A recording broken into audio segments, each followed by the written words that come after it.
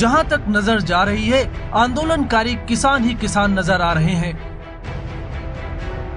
किसान नेताओं का दावा है कि 12 मार्च को लाखों किसान महाराष्ट्र विधानसभा का घेराव करेंगे।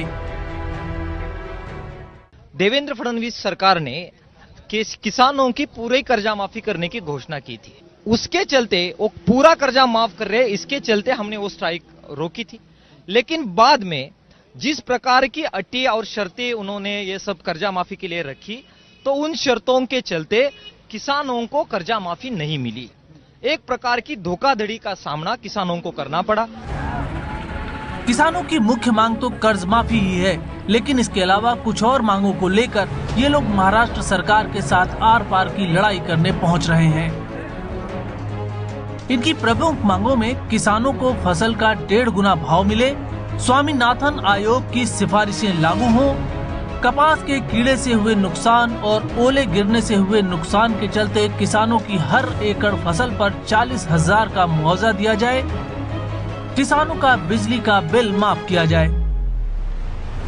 दरअसल मई 2017 में महाराष्ट्र के किसानों ने एक बड़ा आंदोलन करके सरकार से कर्ज माफी की मांग की थी।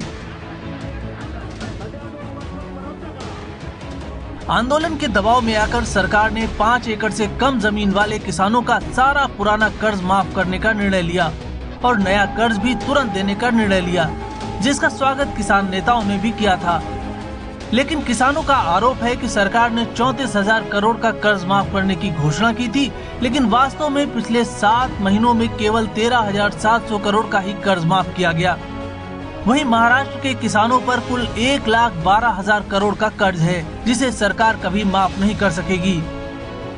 किसान नेता अजीत नवले के मुताबिक कर्ज माफी के मुद्दे पर सरकार केवल झूठे आश्वासन दे रही है।